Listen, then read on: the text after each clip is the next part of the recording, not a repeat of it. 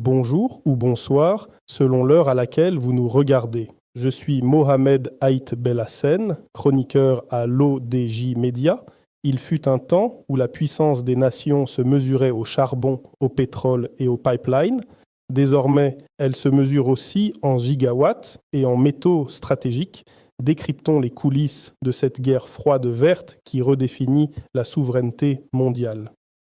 Il fut un temps où la puissance se mesurait au charbon, au pétrole, au porte-avions et aux pipelines. Désormais, elle se mesure aussi en gigawatts, en panneaux photovoltaïques, en batteries, en terres rares et en chaînes industrielles capables de produire plus vite que le reste du monde ne peut suivre. La Chine l'a compris avant beaucoup d'autres. La transition énergétique n'est pas seulement une affaire de climat, c'est une affaire de souveraineté. La Chine solaire, quand l'énergie devient une arme de puissance, la spectaculaire transformation du désert d'Ordos en immense ferme solaire résume à elle seule cette bascule historique. Là où d'autres voient un territoire hostile, Pékin voit une plateforme industrielle, énergétique et géopolitique. Le solaire chinois n'est pas né d'une simple sensibilité écologique. Il est le produit d'une stratégie d'État froide, méthodique, patiente, visant à réduire la dépendance énergétique, sécuriser l'approvisionnement national et imposer la Chine comme puissance centrale de l'économie bas carbone.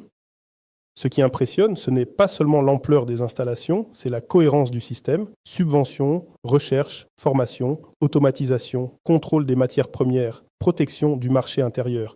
La Chine a bâti un écosystème complet. À l'inverse des démocraties industrielles souvent prisonnières de cycles électoraux courts, Pékin a raisonné en décennies. Le résultat est brutal. La Chine domine aujourd'hui une grande partie de la chaîne mondiale du solaire et des batteries. Cette domination change la nature même de la transition énergétique. L'Occident avait imaginé que les technologies vertes prolongeraient son leadership industriel. Il découvre que la décarbonation peut aussi déplacer le centre de gravité du capitalisme mondial.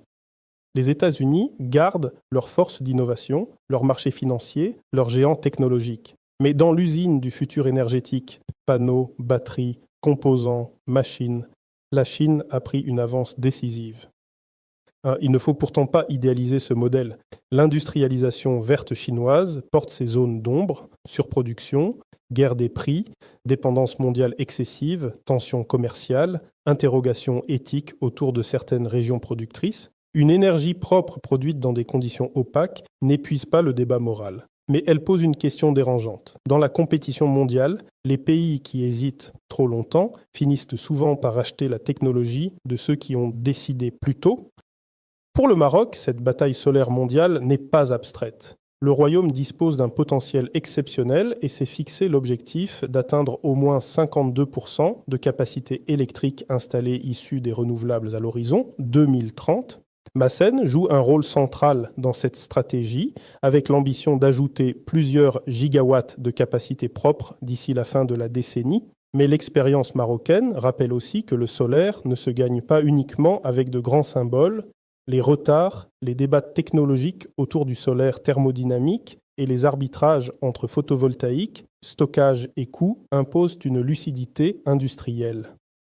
La leçon chinoise n'est donc pas de copier Pékin. Elle est de comprendre que l'énergie solaire est devenue une infrastructure de puissance. Les pays qui réussiront seront ceux capables de lier vision politique, industrie locale, financement, formation, stockage, réseau électrique et diplomatie énergétique. Le 21e siècle ne sera pas seulement celui des nations qui consomment l'énergie propre, il sera celui de celles qui savent la produire, la stocker, l'exporter et en maîtriser la technologie. Le soleil est gratuit. La puissance solaire, elle, se construit. Construire la puissance énergétique pour garantir notre indépendance, voilà le véritable match de notre siècle. En tant que chroniqueur, j'ai fait tout mon possible pour respecter à la lettre les propos de ma réflexion afin de vous transmettre toute la dimension de cette transition mondiale. Merci infiniment pour votre fidélité sur l'ODJ Média. On se retrouve très bientôt pour une prochaine chronique. Prenez soin de vous.